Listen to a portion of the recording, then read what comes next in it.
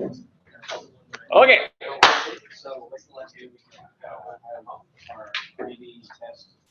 Monday at midnight, last day for your video project is due then, as well as if you got any retakes or other late work that you're doing, that's going to be final call because I don't want you guys working on that prior to test on Wednesday. So, other question, yes? What about study plan or study mastery? Same thing there. Okay. Everything, so budget your time accordingly. Monday night. Monday night. No, I'm okay going till Monday night. Yes. To get like the extra test retake, do we have to come in and you open it up, or is it just? Yep. Okay. Yeah, you have to email me for that. I just shot you. Yes. Are we having another study session? We are. Yes. Glad you said that. So, study with Joe is. Hopefully I won't screw this up. Let me see. What did he tell me? He emailed me. Maybe I should look at my email. It was 8 o'clock one night and 6 o'clock the other. I think it was 8 o'clock Monday. Oops.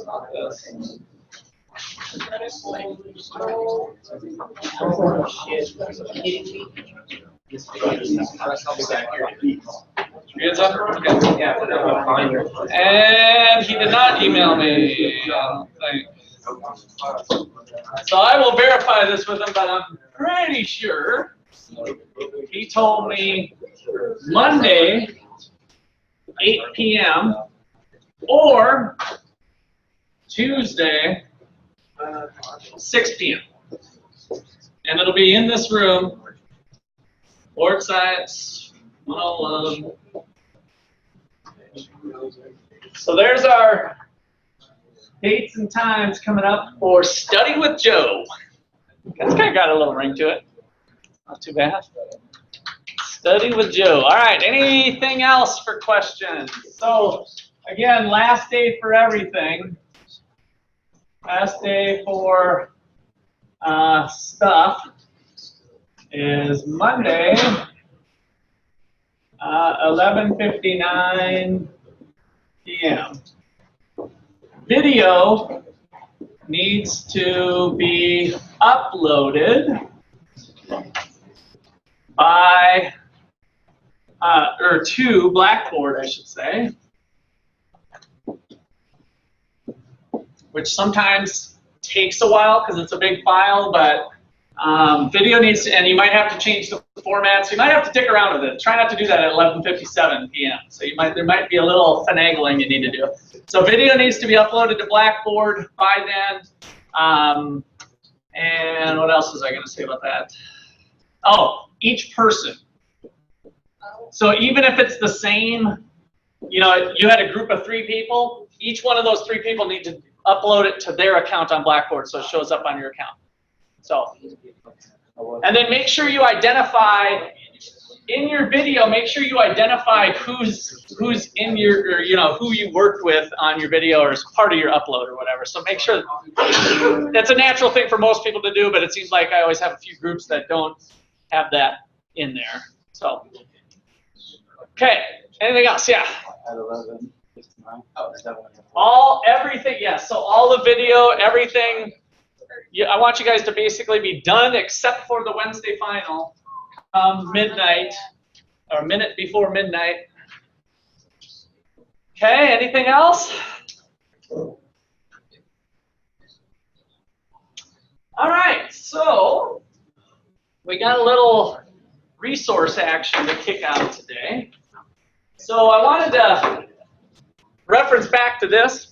We've spent most of our time, in fact, pretty much the whole semester, not the entire semester, but mostly up in the output market, right? Where we had supply and demand. And when we were talking about the supplier from our home base, the supplier was a business. And the demander was the household. That's the exchange that's going on in the output market, or the market for final goods and services. Downstairs in the resource market, it's just the opposite.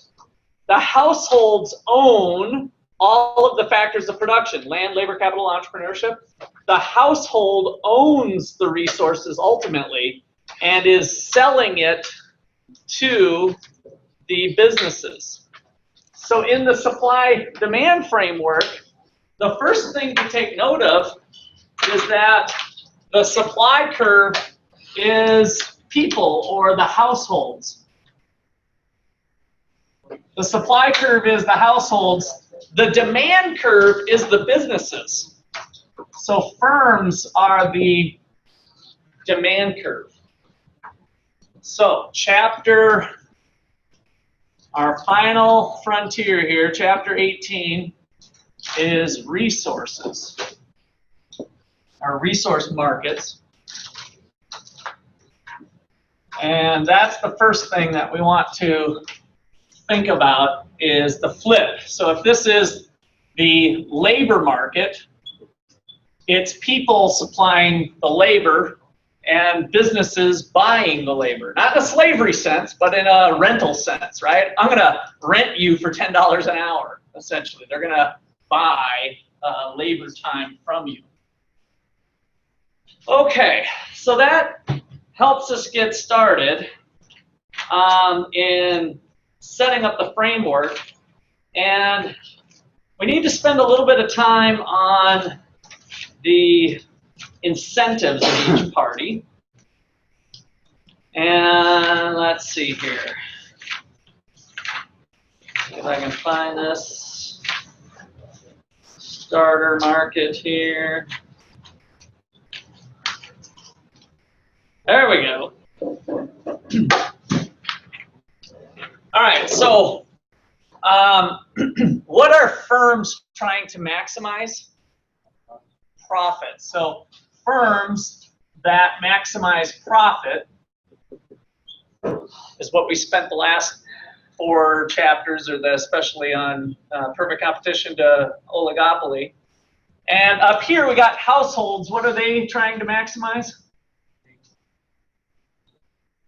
Not their income, actually. Their utility. Yeah, way back to chapter 8. We're a little more generic than just saying income. They're trying to maximize happiness. Now, it turns out that the more income you have, the more stuff you can buy, and more stuff makes you happier. Right? Does stuff make you happy?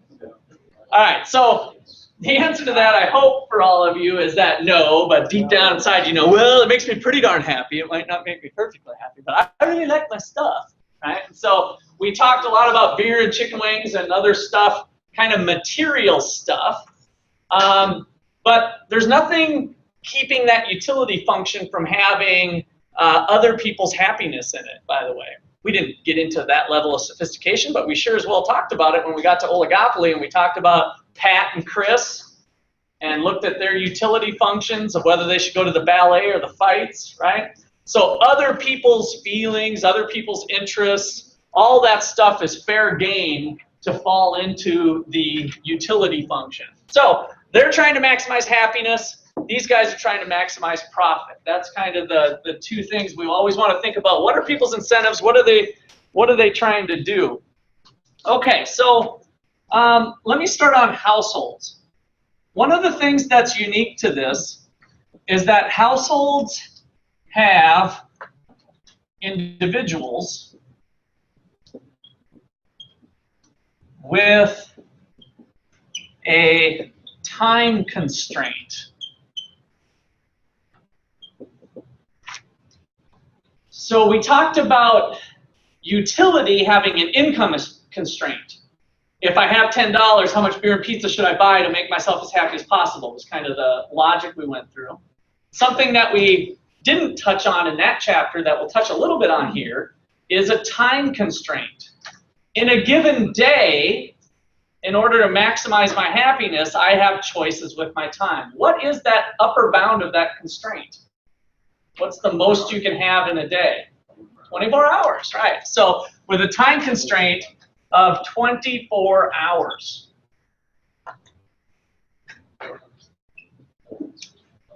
For simplicity, for simplicity,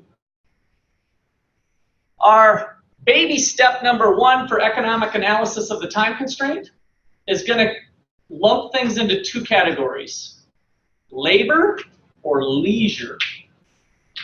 Labor or leisure.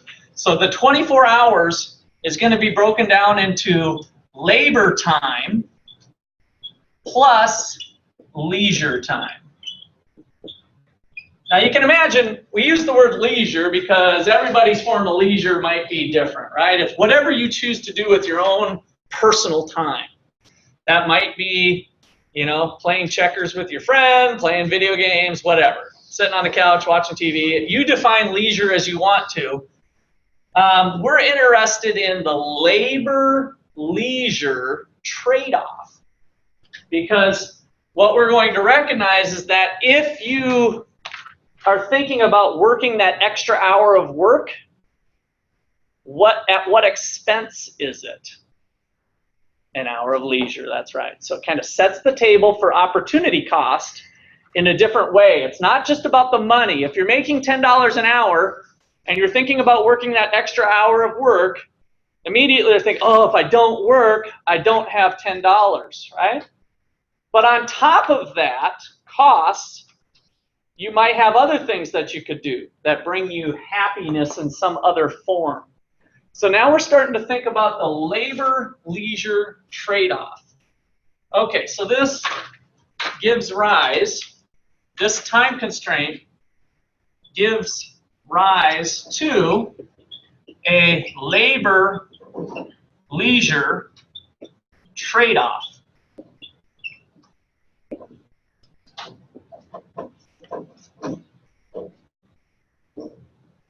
The opportunity cost, one of those top 3 things in econ class that I've never been brave enough to say whether it's number 1 or not, but it's right up there, I guarantee you that. Opportunity cost of labor includes lost pay.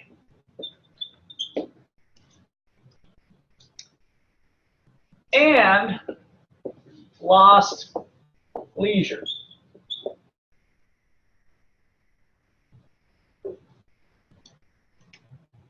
Opportunity cost of labor includes lost pay and lost leisure.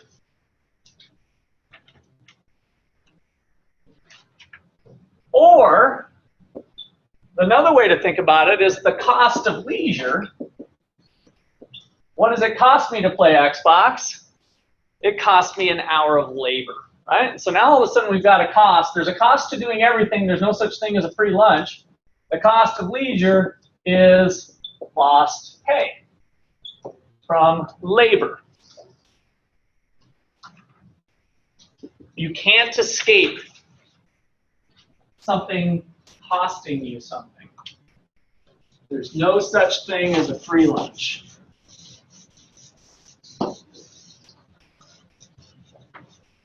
All right, so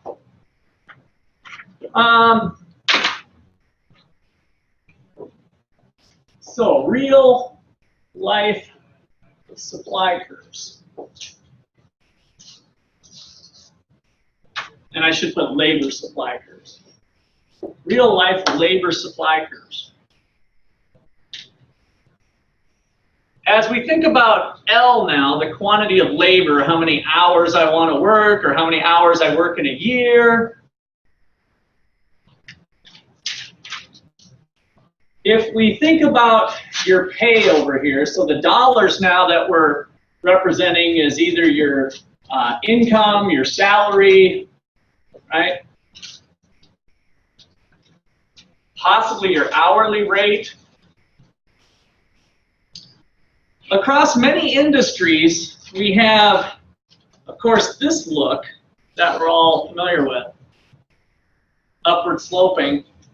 But here's the twist that we put on in this chapter. It's possible that it looks like that. What we call a backward bending supply curve. Backward bending supply.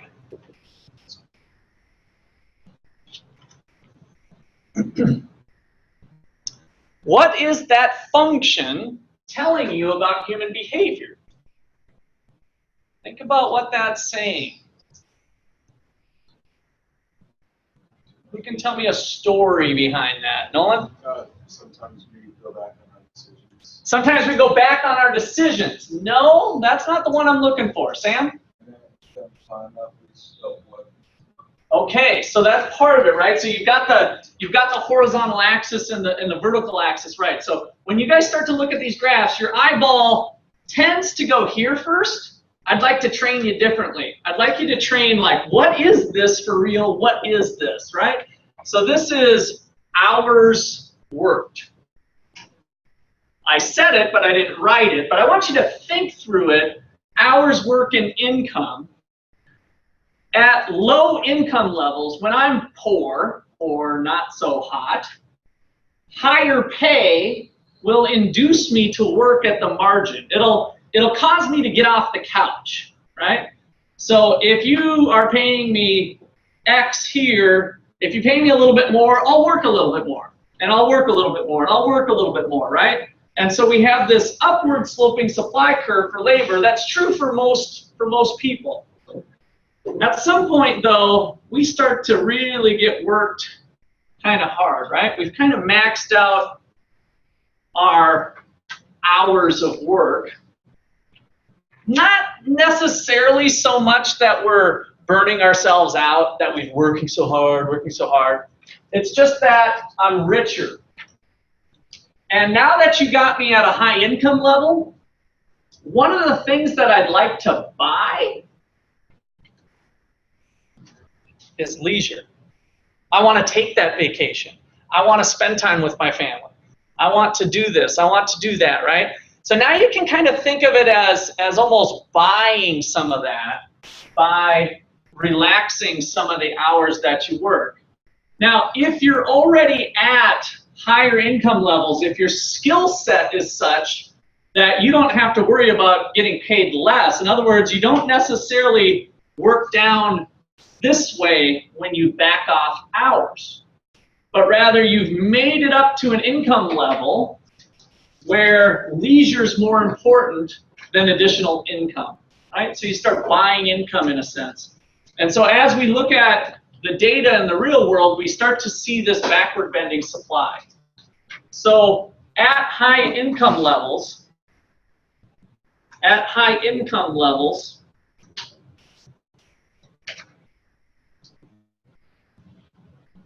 leisure becomes more scarce and therefore more valuable. So we consume more of it.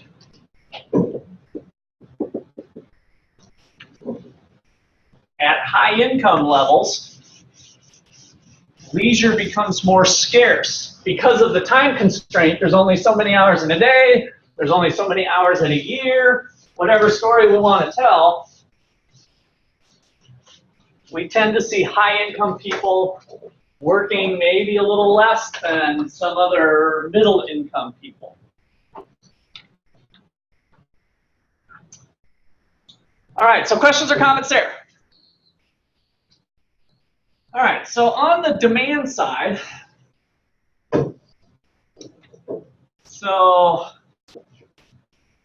demand side of labor.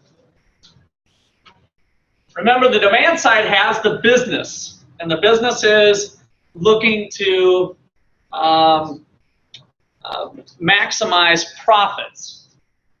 They're going to follow a rule of thumb that should hopefully resonate with you at this point, because I've stood on desktops and stuff and tried to get to rattle your cage about it.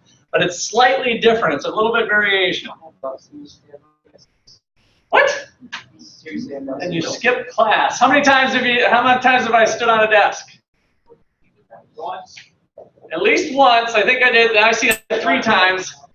Profit maximization. I did it the one time when we first introduced that. That's the part I was trying to highlight here. And then when you guys did the trading meet, you were probably so engaged with trading, you didn't see that I was standing. I actually wasn't. Yeah. Oh, you weren't here. Okay. That's like the one. All right. So here's the demand side of labor. See if this does this make sense for our business, because I'm hoping it's going to make sense to you now, but then we're going to do some stuff and you're going to say, what the heck, how does this work with this? So does this make sense? A firm should hire another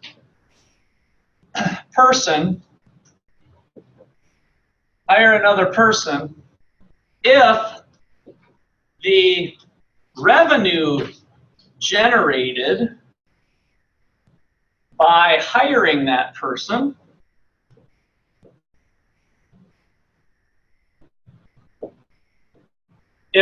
generated by hiring that person is at least as much as it costs to hire him or her. A firm should hire another person if the revenue generated by hiring that person is at least as much as it costs to hire him or her. Does that make sense? Yeah. I see some thumbs up, right? Very similar to our profit maximizing condition of produce another hamburger, produce another unit of output, not labor, produce another unit of output. If the revenue generated by that output is at least as great as the cost of that extra unit, then I should do the extra unit, right? So produce the quantity where the marginal revenue equals marginal cost. Very similar, but it's a little bit different here. We're thinking about the hiring process of the firm. All right, so what we call that, or part of this equation, comes to us from what we call the value of marginal product. The VMP, the value of marginal product.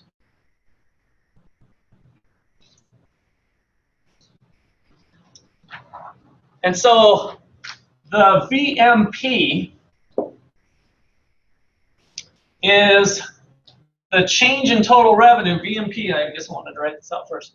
VMP is the change in total revenue, from an additional unit of a resource. The value of marginal product is the change in total revenue from an additional unit of a resource. Notice I made it more generic now because we might be buying a computer. What is the revenue generated by me buying a new piece of software, right?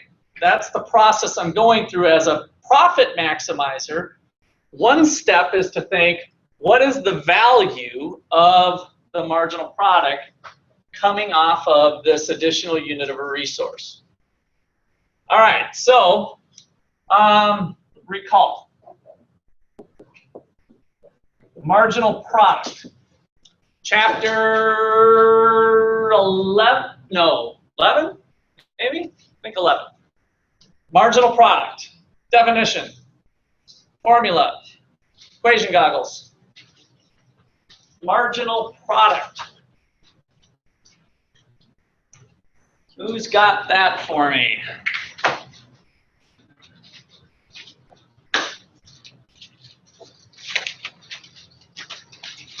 Change in quantity. Change in quantity or change in labor. Awesome. +1 for math. First to the punch here. Change in quantity over the change in labor. I add another person. How many more hamburgers do I make? Right? The change in output from a change in input. We spent a lot of time about the law of diminishing marginal product.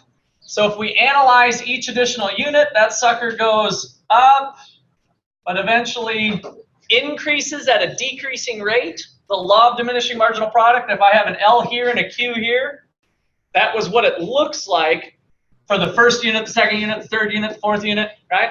Each person that I hire, that whole business.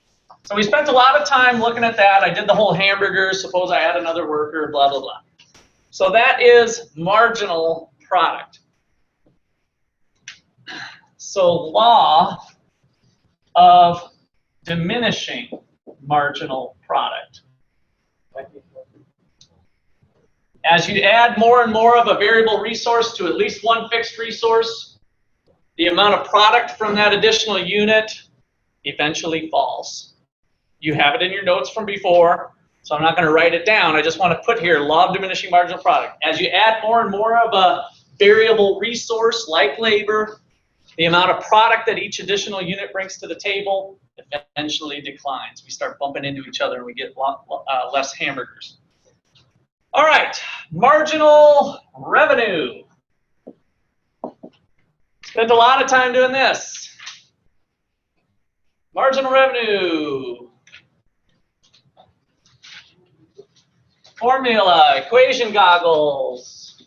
It's got that marginal word, so I know there's a couple triangles involved. Changing quantity.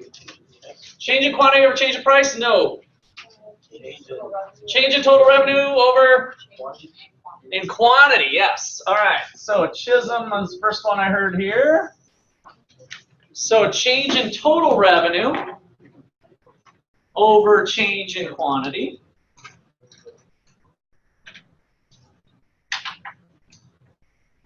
So now we've got something here. The value of the marginal product is the combination of these two forces.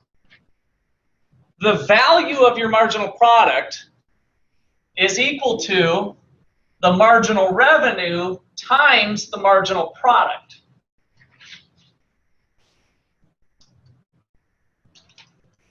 Bear with me for a second. We'll plug in these formulas that we just did. Change in total revenue over the change in quantity times the change in quantity over the change in labor.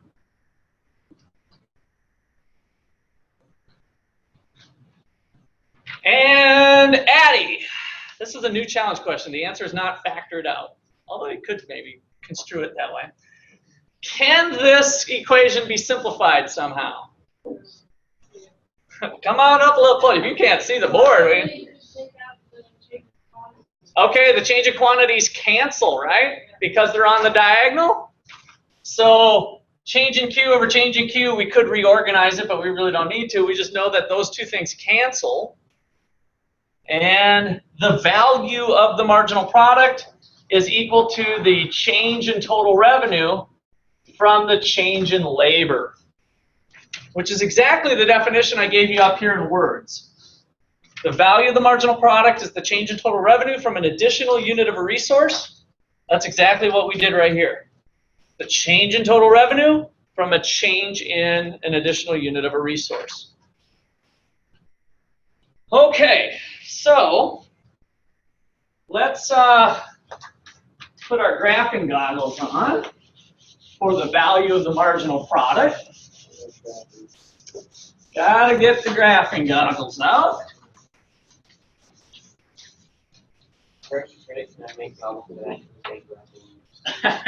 Well, sounds like a video topic potentially. No, we already have it. Oh, you already got that. All right. Well, if we measure labor on the horizontal axis and BMP dollars, or the value of the marginal product over here, what does this function look like? Is it something like this, something like this, something like this? You know, A, B, or C?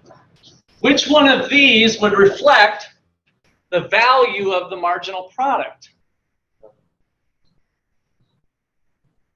It's not none of them. One of them best reflects what we would get from this. C, that's correct. Why? Unless you're paying more labor, you want more you're paying. Okay, so let's see. We got more labor, less labor things. So as we go, 1, 2, 3, 4, 5.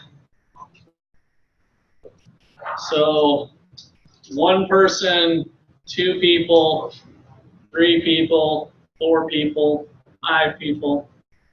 Do we know that that would be the case? So the revenue generated by the first person was $12. The revenue generated by the second person was $10. The revenue generated by the third person was $8. The revenue generated by the fourth, 6, and the fifth, 4. Does that make sense that the revenue generated by additional people was going down? It's just individuals. What's that? It's just based off individuals. It is based off individuals. Anytime we got the marginal word, remember we got those other special 4th pair of goggles that we keep tucked in our back pocket, the suffix goggles. So if this is the value of the marginal product, the fact that we got the little M here all of a sudden means that the and the and the and the first, all of a sudden these little suffixes have magically appear behind the numbers, right? So you're right that the individual, is this making sense that the revenue generated, the change in revenue from an additional person, the first person brought me in $12 of revenue, the second 10, 8, it's declining. Why does that make sense, Austin? Excellent, right. So what did we learn in perfect competition about marginal revenue? Is it always going down for the company? Marginal revenue, I know this is tough. Marginal revenue in perfect competition, the market, I'm just going to be a little sloppy here if you'll allow me to. We got Farmer Joe, supply and demand. What did the marginal revenue curve look like over here? Somebody say it? I think I heard it. Be a little more brave. What did the marginal revenue curve look like over here? Price was equal to $5. What did the MR curve look like over here? It was straight across, right? It was a price taker. So Farmer Joe had a marginal revenue curve that was constant equal to $5. Meaning $5, $5, $5, $5. Which somewhat flies in the face potentially of this, but Austin hit it right on the nail on the head, is that value of the marginal product is a combination of marginal revenue.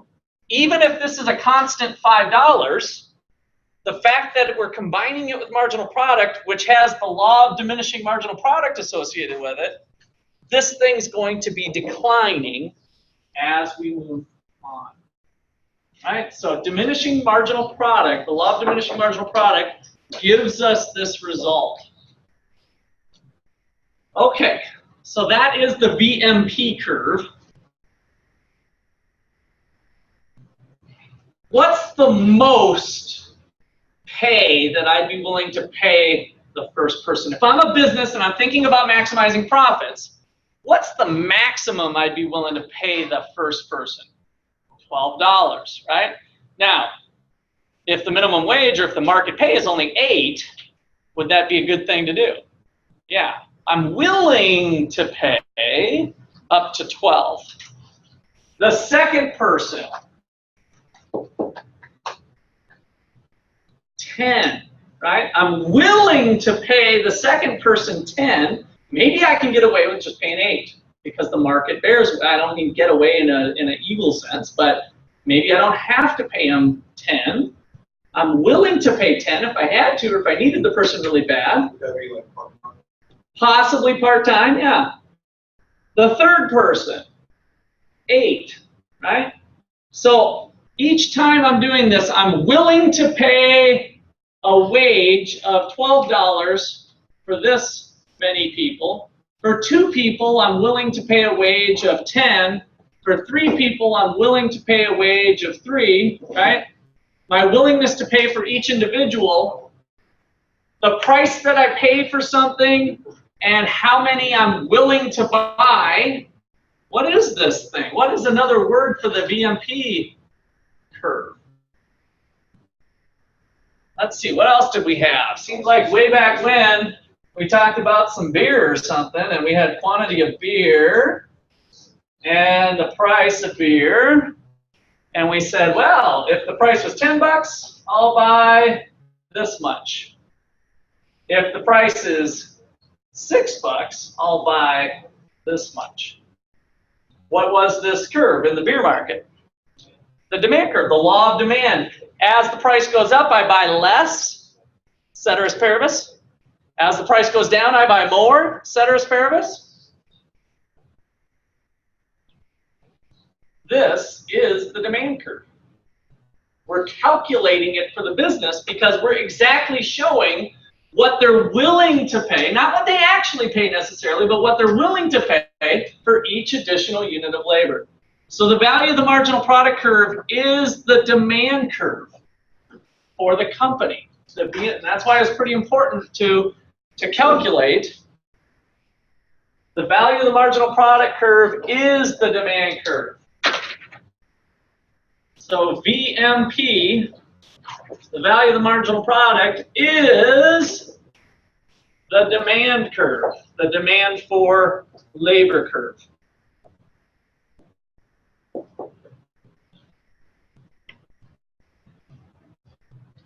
Because it does exactly what demand curves do. It shows how much you're willing to buy at different prices.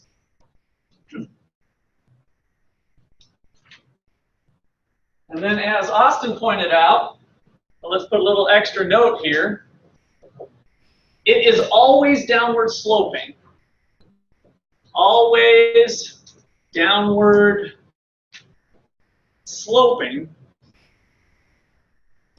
due to law of diminishing marginal product. I've probably used that as a test question the last 20 years. For 100 times, I bet. Always downward sloping due to the law of diminishing marginal product. So we get that look the way we got it here. All right, so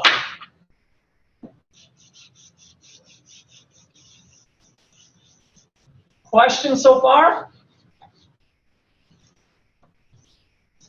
Now remember, I use labor as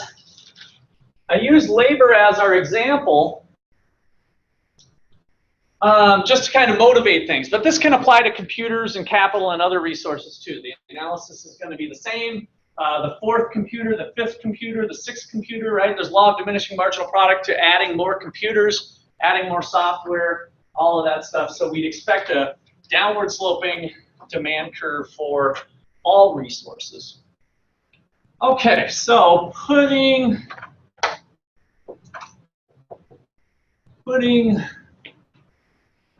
supply and demand together, looking at the market.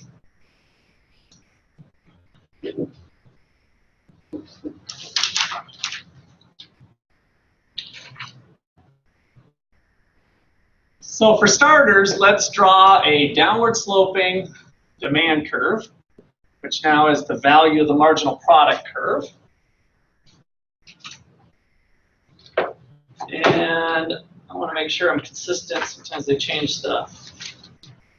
Yeah, MCL. So the next thing I want to look at is the cost of labor. So this is the revenue generated by that labor. Now I want to think about the cost of the labor. So two cases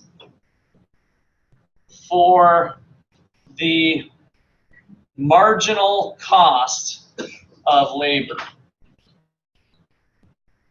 And I'll write that out here. Marginal cost, marginal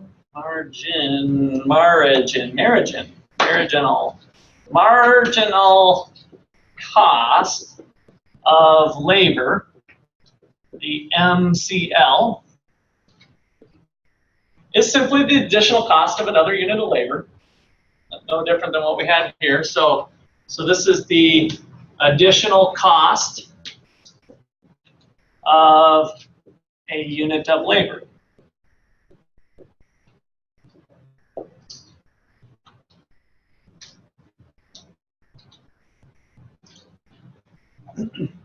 If we were to write that out, the marginal cost of labor equals the change in total cost from the change in labor.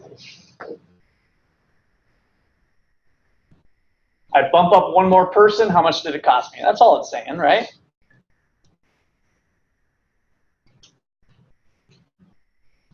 The two cases are one of a price taker and a price maker. So case number one is the firm is a resource price, just to make sure we're clear, a resource price taker. Similar to what we got exposed to in perfect competition, Farmer Joe was a price taker from the industry. The corn prices were determined by a bunch of drops of water in the bucket. The market price turned out to be $5 a bushel, and so Farmer Joe took the price that was given to him. Now we're on the resource market, and there's a bigger marketplace going on for resources, and now the firm, the business, is going to be a resource price taker. Whatever the market rate for people is, that's what they can hire people at. So a lot of times, low-income workers will be at this level. Here in Ottawa, from what I've gathered, most of the pay outside of the university is at a pay rate that's higher than the minimum wage, right? So think of it this way. McDonald's can, and I don't know what that rate is exactly, let's just say it's $8 for simplicity. So McDonald's can pretty much hire as many people as they want at $8, right? So the cost of an additional person is $8. It's constant. They can take the price that's given to them from the market. So the firm takes the market price.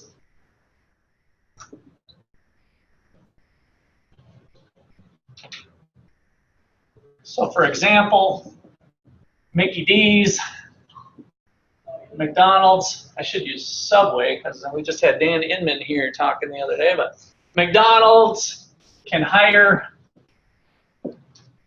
as many workers as it wants, as many workers as it wants, to at $8 per hour, for example.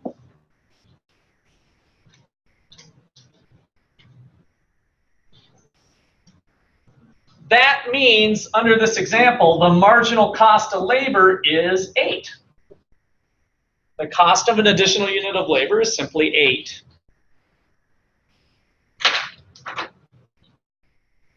Graphically, what would that look like here then? Straight line, right? So at whatever that $8 is, the cost of the first person, $8. Second person, $8. $8, $8, $8, $8. I can hire as many people as I want at $8.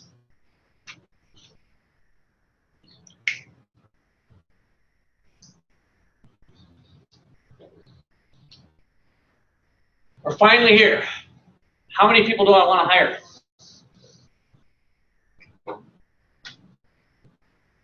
Go back to my opening paragraph. Please read it off to me. Where have I heard from? Let's go here. I'm sorry, give me your name again. Mike. Did you write it down? What are you doing on this laptop, man? I thought this was for notes. Mika. That's right. All right. Do you go by Michael, or did I just mishear you with these words? That's actually what it is. Let you go by Mike. Okay. You are at a decibel level that is so low, it's just hard for me to go. Okay, so You didn't write down the thing. All right, listen carefully to Kyle. Yes. Well, there's a paragraph that we wrote. I said, does this make sense? Does this make sense?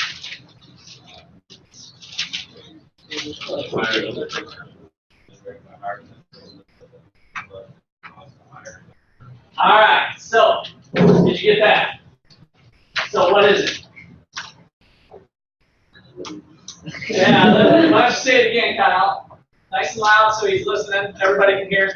Firm should hire another person. Revenue generated by hiring them at least as much as the cost to hire them. All right. What is it? Yeah, you can give him that. Yeah, I totally do. That's how important it is. I was hoping you had it in your notes, but since you don't, you'll have to get it to memory here.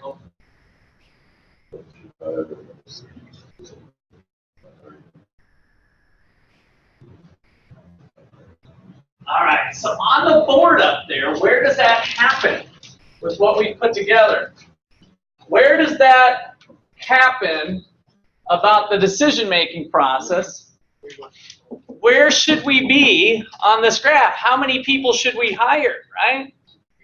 3-ish, and I kind of put these hash marks up here, right? So we kind of go through that thought process and we say, let's say I currently have 2 people here.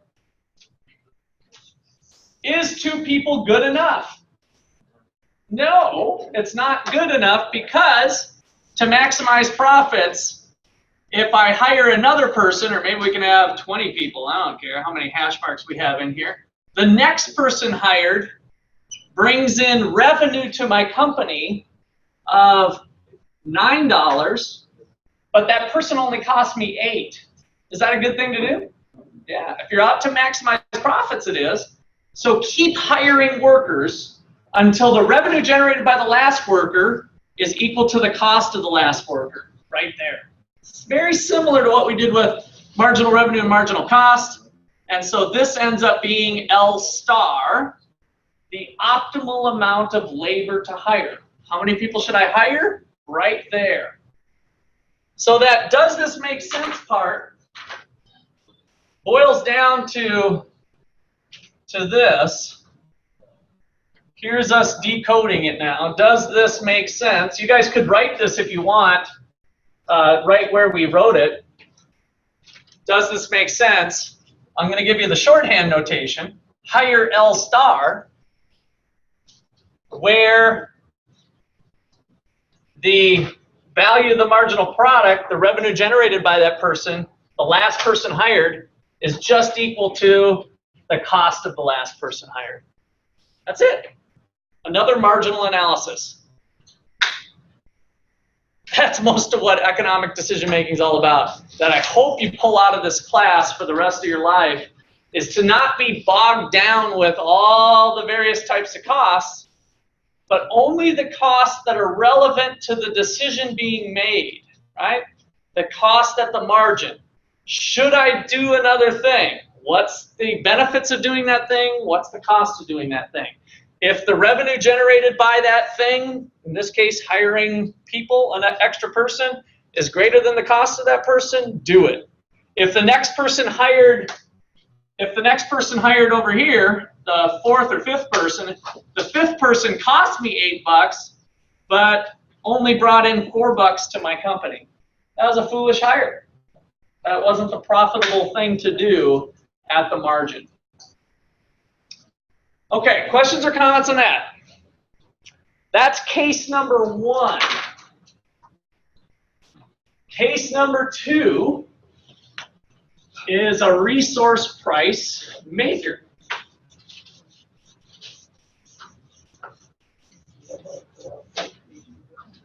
A resource price maker.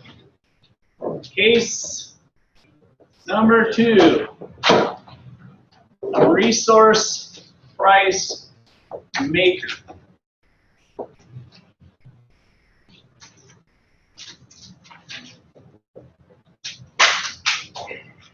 The firm must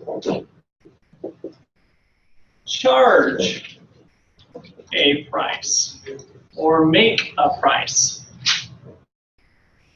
And we want to figure out what's the best way to go about that. As a little aside to this, this is called a monopsony. We had a monopoly, and now we've got a monopsony. Monopsony.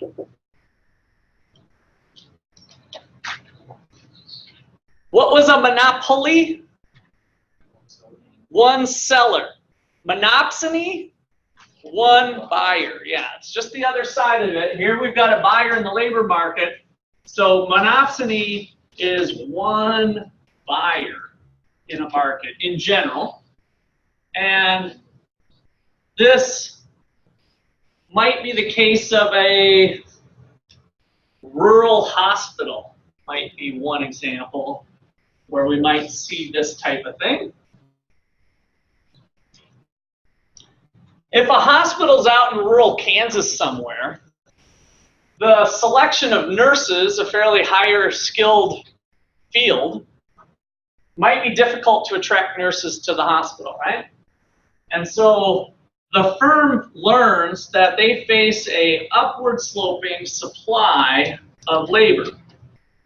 They are the only buyer of nurses in the area, right? If we kind of draw a circle around the hospital, it's the only place really where nurses would be working. So they're the single buyer of labor in that market. So what does that mean? Well, if they had a certain amount of people at $15 an hour, they were able to attract 3 nurses. The hospital grows, activity's going up, people are getting sick, whatever the case is. In order to get another nurse to come work for us, we have to hire, we have to increase the wage because that's what it takes to induce more nurses to the hospital.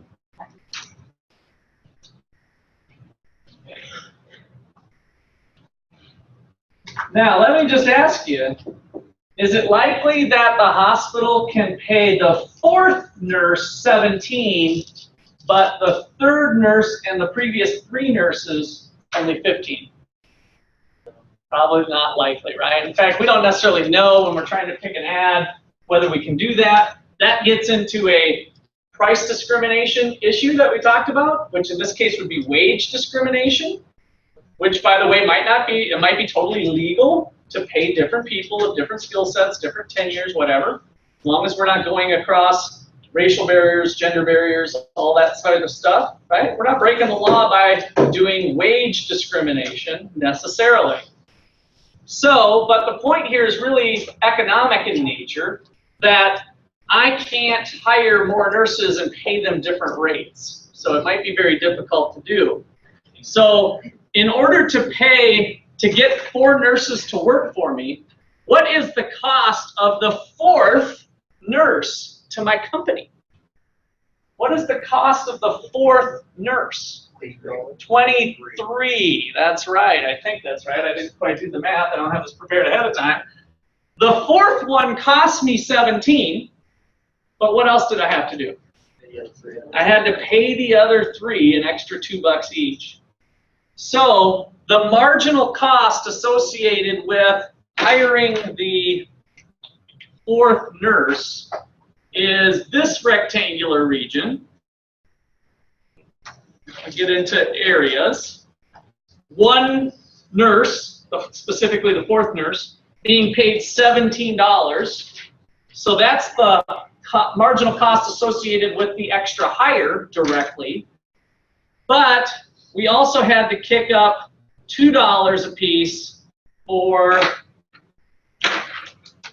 the extra, or the previous nurses, I should say, equal to this area, which is an extra $2 for the previous 3. So the marginal cost of labor, when we have a monopsony or a firm with some buying power, is the green box plus the orange box.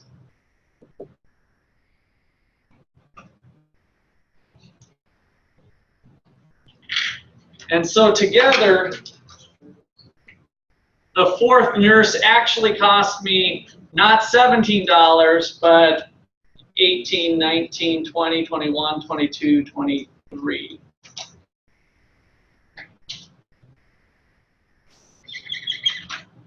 There's 1 point on the marginal cost of labor curve. And we could do that all the way down. We're going to have the same thing going on. So the marginal cost of labor lies above the supply curve.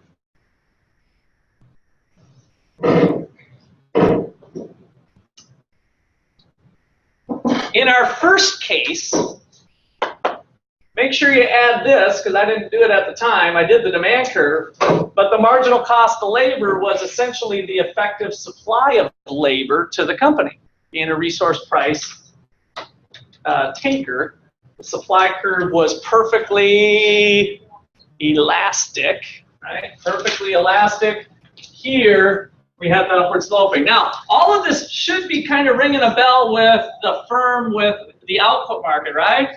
We had the monopoly. The monopoly had a downward sloping demand curve and a marginal revenue curve that looked like this.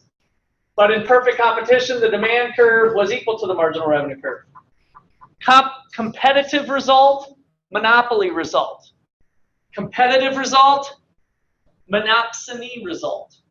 Kind of similar, kind of mirror thoughts anyway, with the marginal cost of labor and the supply of labor. Okay. Now, what about our value of marginal product?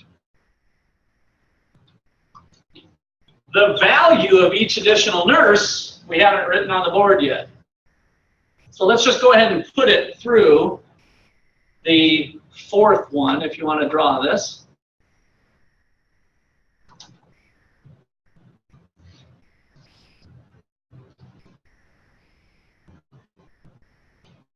What is the wage that nurses are going to be paid, and how many are going to be hired if the value of the marginal product curve is the way I have it drawn on the board? How many nurses are going to be hired, and what are they going to be paid? So I heard a 3.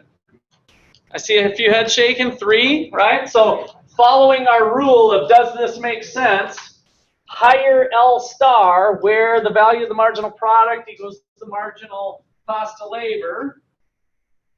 Right? So that's going on here. And so what am I going to pay them? 19 or 20?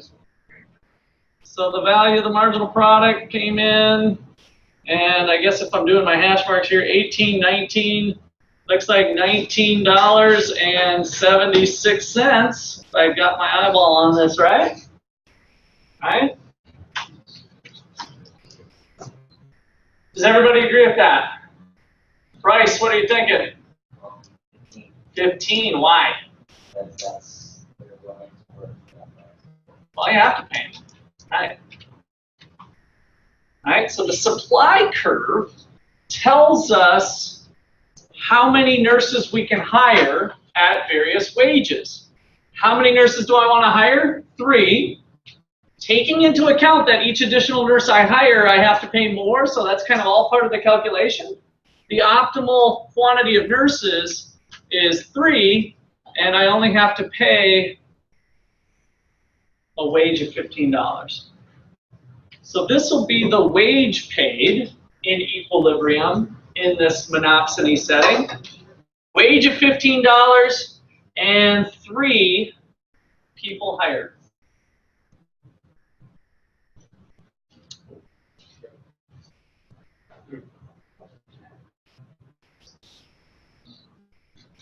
All right, so let me write some of that out.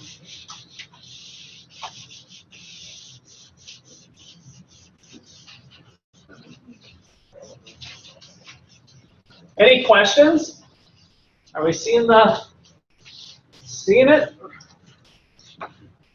All right, so let's see what we got here. So results from monopsony.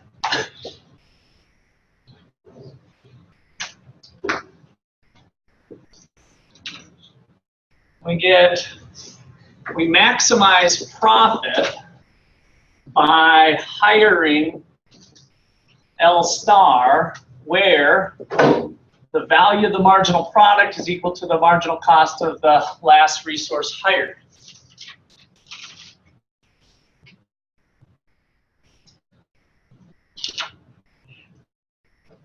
Firm will pay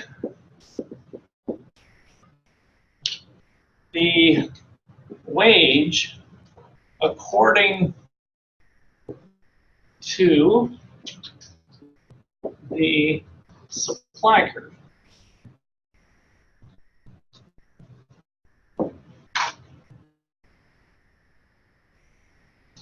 In this case, I'll just tie it back to our example here. The wage is $15.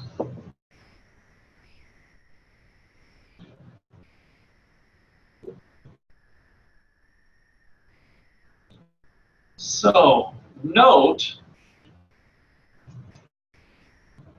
that the wage is less than the value of the marginal product.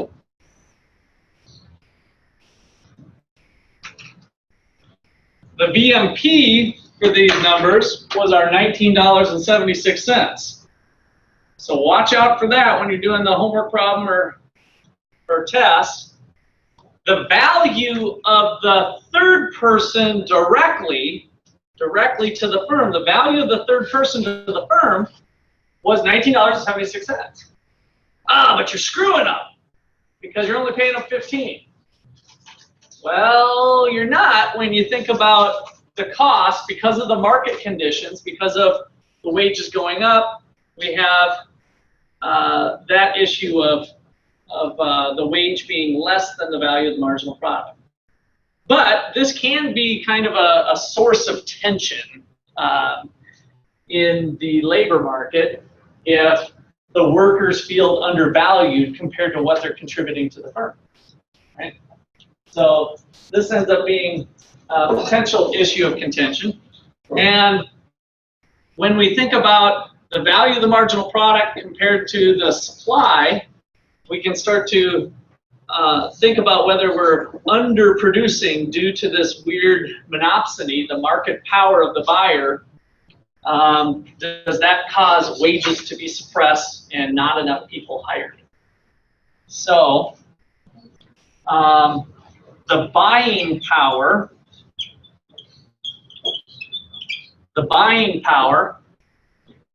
leads to less people hired,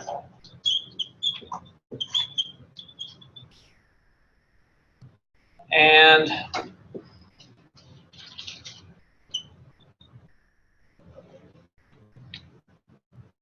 less people hired, and I guess I already put this, but that's all right, wage less than value of the marginal product.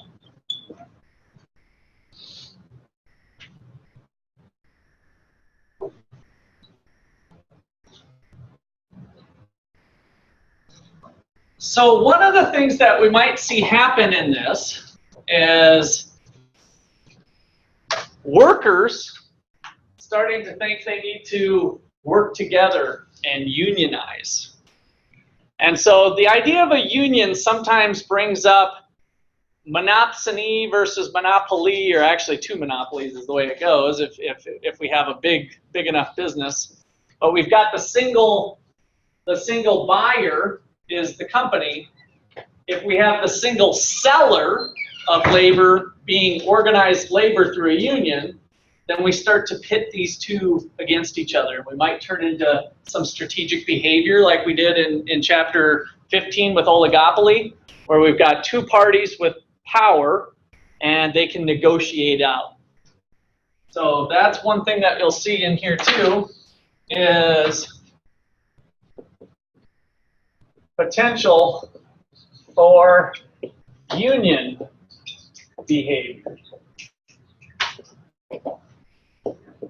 Labor acts as a monopoly for bargaining.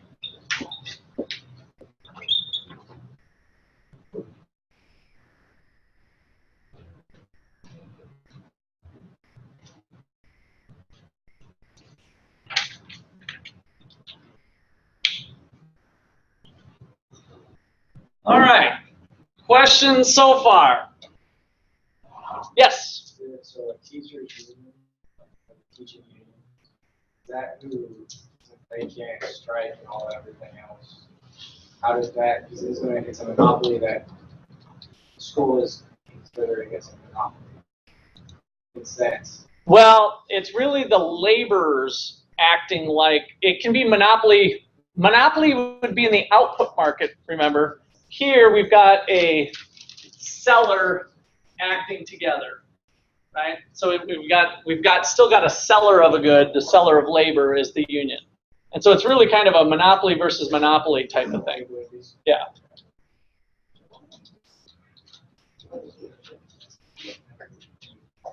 All right, so I got a short little video here. We talked about sweatshops before.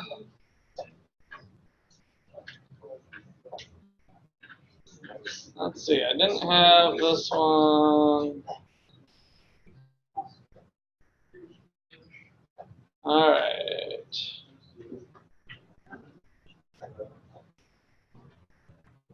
There he is. Okay. There it is. All right. We'll get this thing going here. Some politicians argue that raising was or disadvantaged.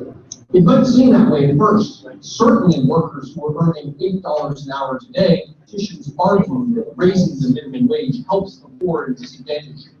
It might seem that way at first. Certainly workers who are earning $8 an hour today would be better off if they were earning $12 an hour instead.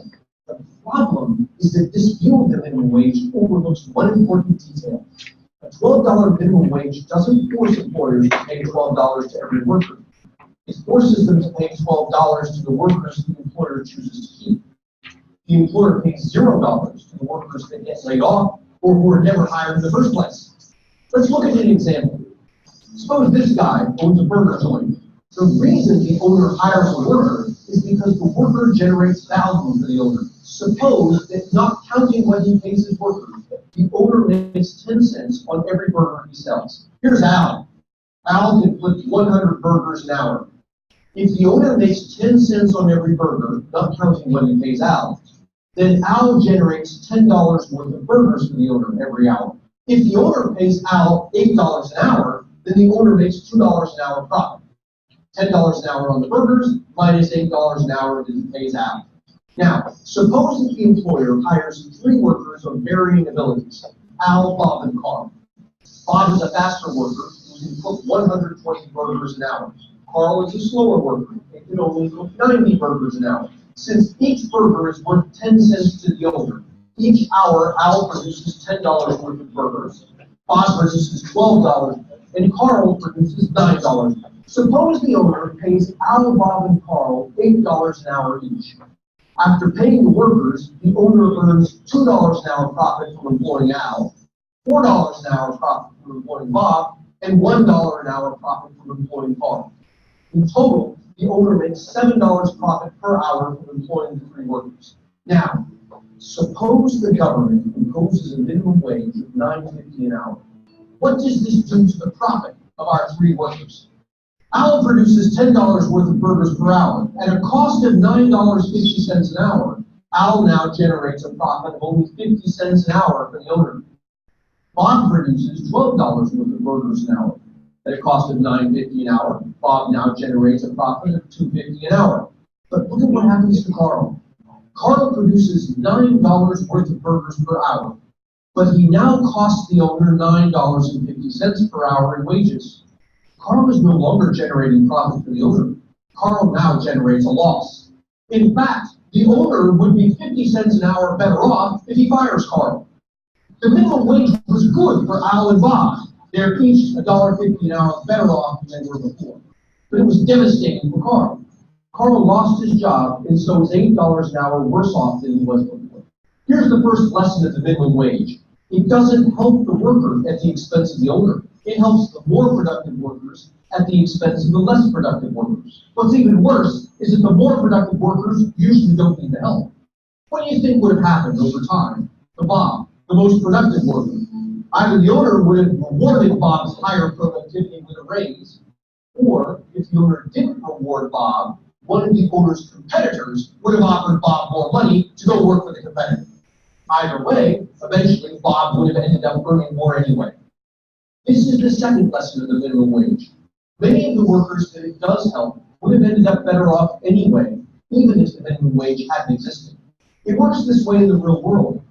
Increases in the minimum wage have little effect on unemployment among college graduates. Increases in the minimum wage increase unemployment among high school graduates. And among the least skilled, least educated workers, increases in the minimum wage significantly increase unemployment. The minimum wage may be a well-intentioned policy, but it often hurts the very workers who are in most need of our help.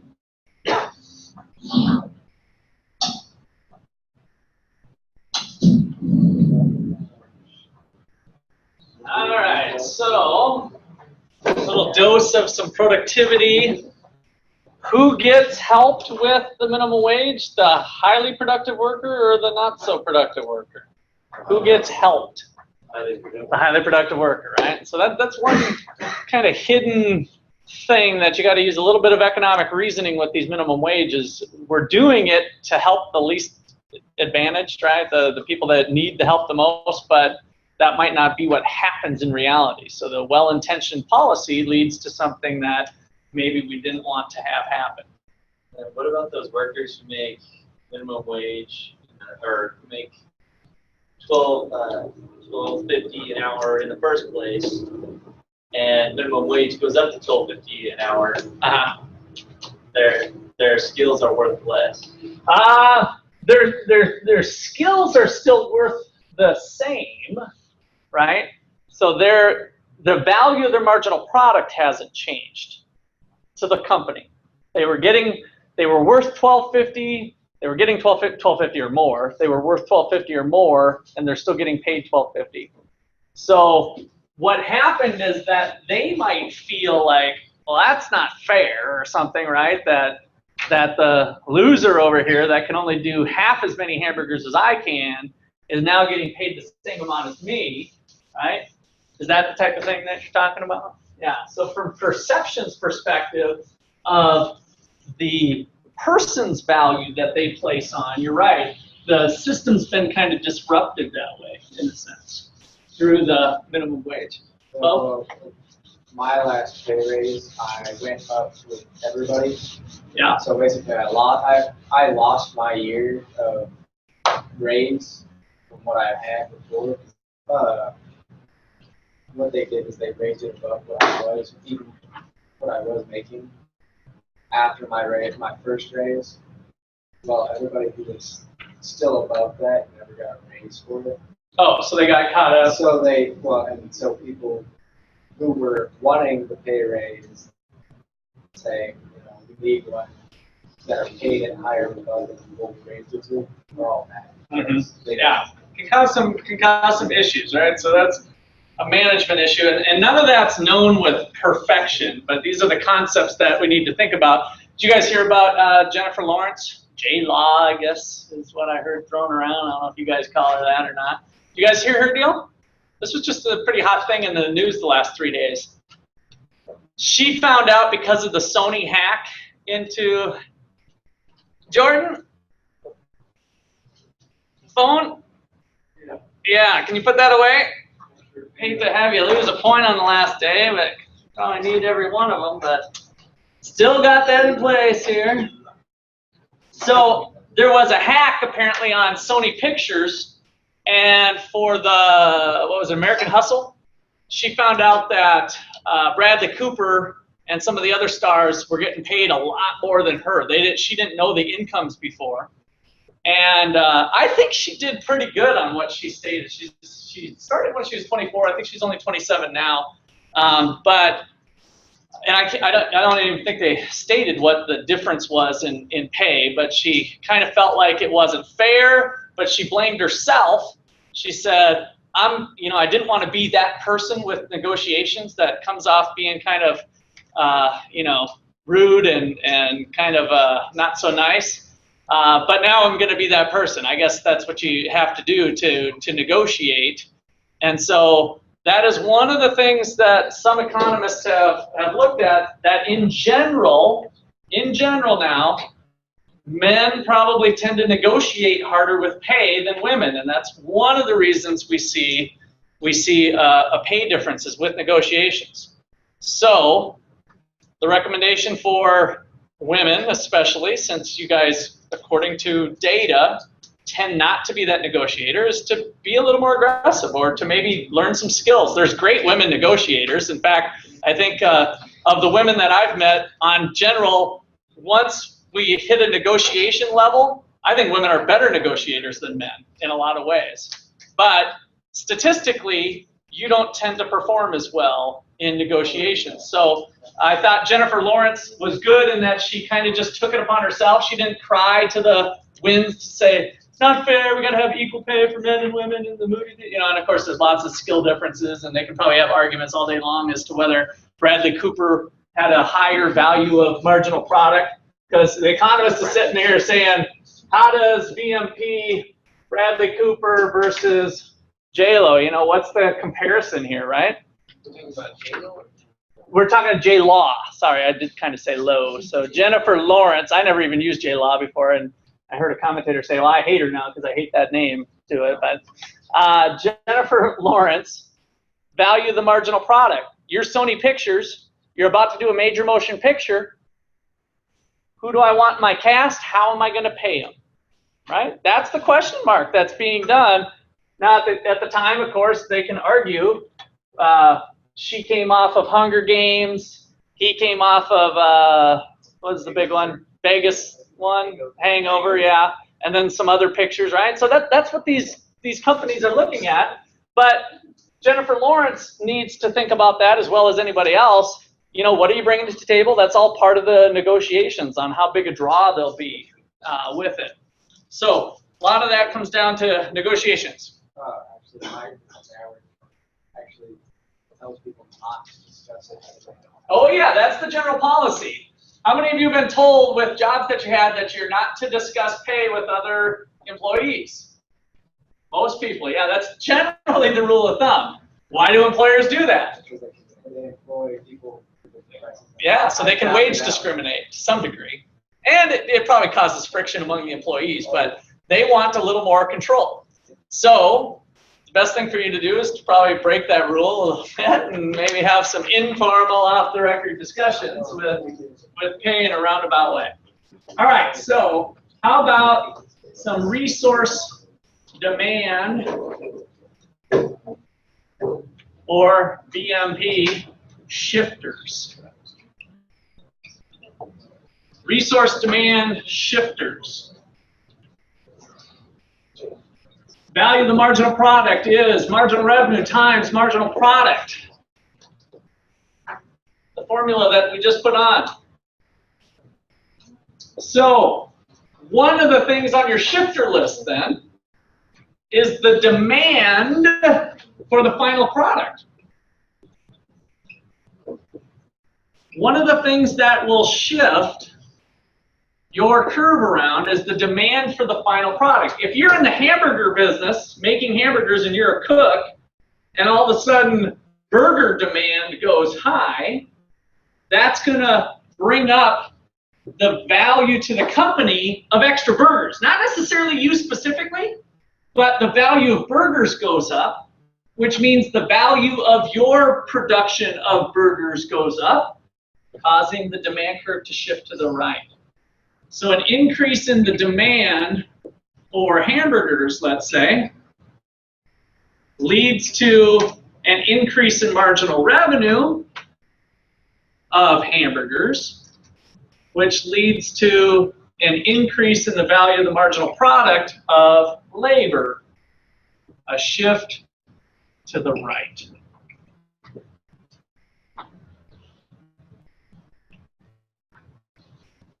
So is this good news or bad news for you in the labor market?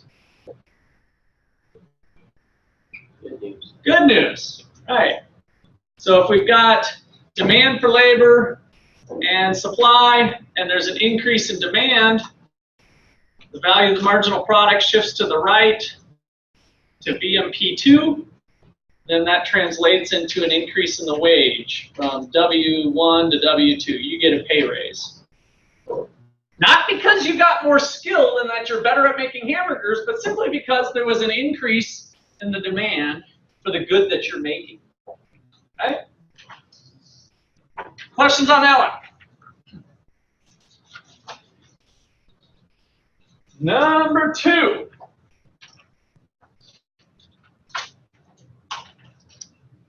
Number 2, the price of other inputs change.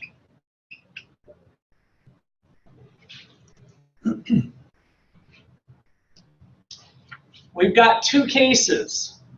Case number 1, substitutes.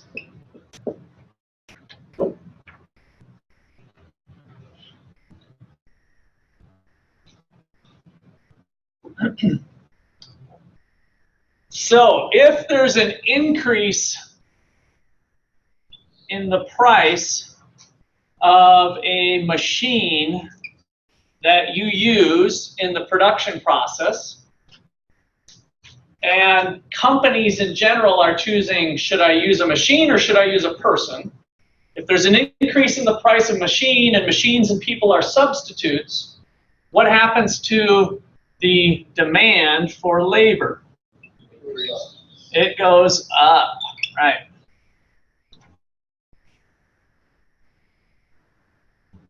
So that works to your favor if they're substitutes. Number 2, if things are complements. So now I'm going to use the same example of a machine, because we all know there's some things we use together. The marker and me are a team up here to give this presentation today, right? So we are complements in production. If there's an increase in the price of machines or markers, maybe I should say, let's put parentheses markers, what's going to happen now to the demand for labor? Going to go down. Obviously, if it's markers, it's no big deal. If it's a $10,000 machine, it might be a big deal, right? And so we're going to get rid of the McCullough and the machine package. That's getting way too expensive. Let's bring on some other substitute. So that would lead to a decrease in the demand for labor. Remember, the demand for labor is the BMP of labor. I'm just using the word demand here because we can use those interchangeably. All right. Number 3, technology.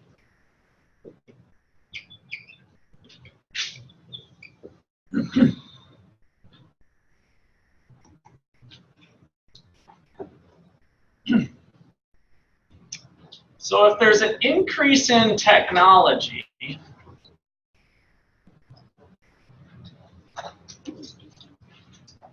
that leads to an increase in the marginal product of labor.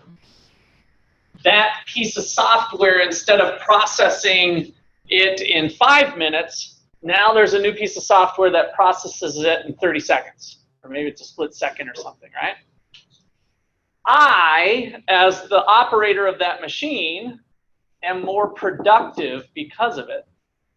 Now this one's a little bit slippery here because I'm not substituting myself out of this, but again, the package of Russ and the machine is now more productive, which is going to work to my benefit. There's going to be an increase in the demand for labor.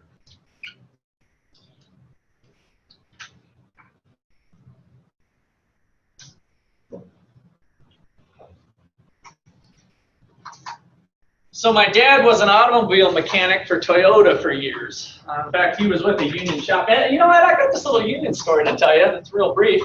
So he was a member of the Teamsters Union, and the union representatives had a pension plan, right? My dad's retired now. He's getting $1,900 a month. Was the pension plan, which is retirement basically. Now we have 401ks and some other things, but the old school way was that the union might collect dues every month from my dad, and that was kind of a savings account, and the deal was he was going to get X amount per month at the end, and that X amount was $1,900. Well, it turned out the union has kind of not used those funds in the best way over the years. And he just got a notice. This is a true story that's kind of sad. Luckily, my parents have other funds, but this must be devastating to some people. His union benefit is getting cut by $700. So it's going from $1,900 to $1,200 because the union didn't have those funds for retirement managed well. And they ended up having to cut union pay. They also banked on people continuing to join the union, which might not have been a good assumption, right? And so he got this letter in the mail from $1,900 a month to $1,200 a month, $700 cut. For some people who are living off that union check, that's huge, right? It's $700 a month. So again, be careful. You know, we got personal finance class. What you'll learn is that unions are not quite as out there as they used to be, especially as a retirement vehicle. There's still unions for like pay, but as far as a pension being your retirement plan, generally those are almost non-existent now, and it's kind of for that reason that you'll be more in control of your retirement plan through some other mechanisms that I won't spend time to get into. But since I brought up unions and other things here, that was one spot that was near and dear to my heart that didn't work so out for my dad. Isn't California trying to bring it back with the whole $15 minimum wage and all that? There are issues like that sometimes unions ask for special treatment of, oh, we won't have this apply to us, and they use their lobbying power for that type of thing. What I read, they pushed it. So the reason my dad popped into mind, because technology can work the opposite way too. My dad was always pretty good about doing continuing education with Toyota. He started in like 1968 or something like that, a long time ago. So the Toyota vehicle changed a lot over the 30 years, right? And so he always went to school to learn about the new electronic gadgets, the new electronic fuel injection, blah, blah, blah, blah, blah, blah, blah. Well, there were some people in his shop that didn't go to those continuing education classes. And so as the technology increased, the marginal productivity of the people who didn't stay educated had a down arrow. And of course, the demand for their type of labor went down. And so this stuff all ties into what you guys are doing now, hopefully in your seats, getting your degree, that you're learning some skills, and this is part of how that's going to play out in the labor market, is to think about what skills, what are you bringing to the labor market, what is the value of your marginal product to that potential employer. And that might even, thinking that way might help you in a job interview situation or something else. Okay, so key point is we sometimes call the demand curve for resources a derived demand curve. So it's derived, so the value of the marginal product is in part derived from the demand for the final product.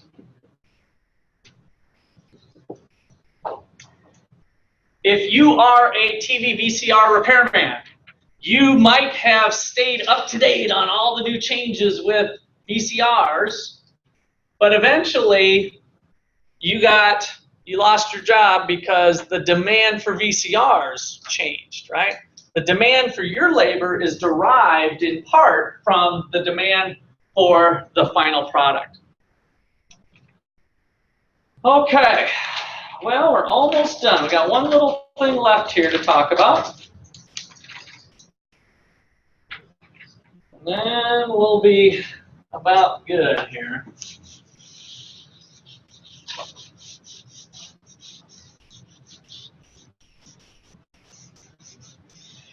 So with the demand curve, I want to bring into the discussion the idea of opportunity cost. So different demand and supply curves. Kind of almost extreme cases. So first with demand curves here. I'm sorry, let's start with supply curves. On a regular old supply curve, if we're measuring the wage and the quantity of labor,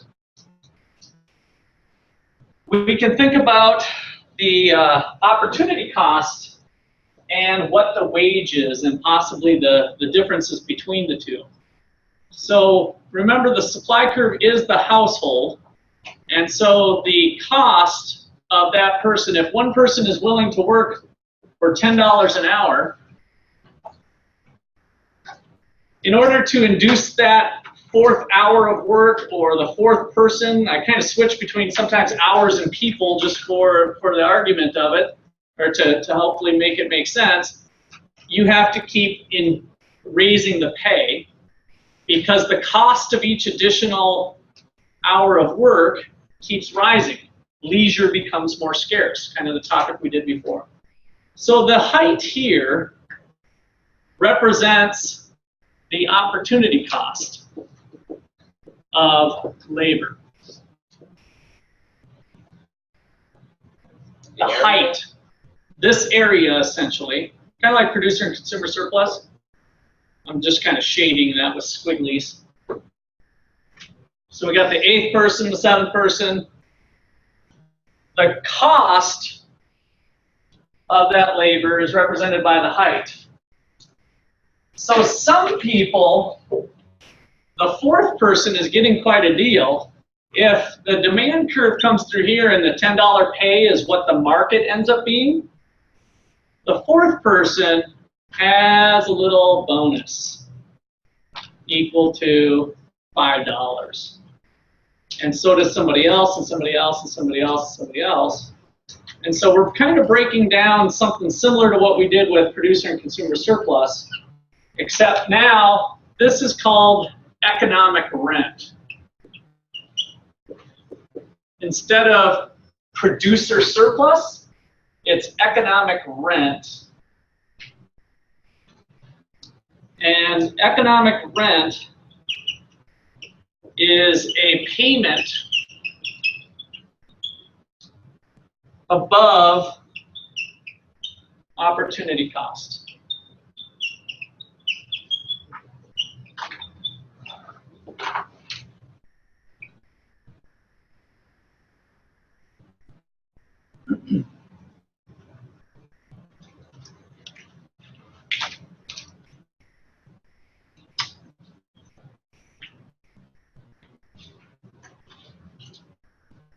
All right.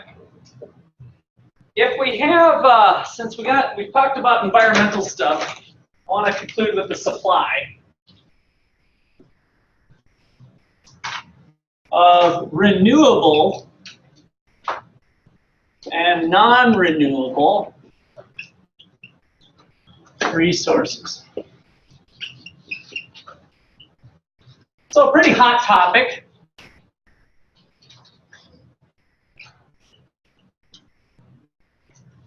If we have a fixed amount of a resource, there's only a certain stock of it, the supply curve would be vertical, right? So we only have so much of that particular resource. So of these two topics, which one's renewable, which one's non-renewable? Oil or wind? Which one's oil? Non-renewable, right?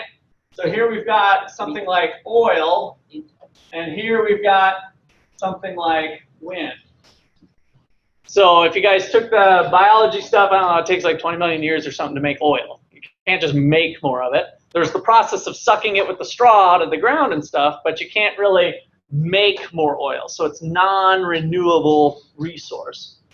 And so its behavior in the market would look like this, whereas wind and energy ends up with renewable resources, gets supplied in a perfectly elastic way. It just keeps coming at you every day. The wind, there's new sunshine, there's new whatever. So two different looks at supply curves with renewable and non-renewable. And we will call it a class right there. Yes.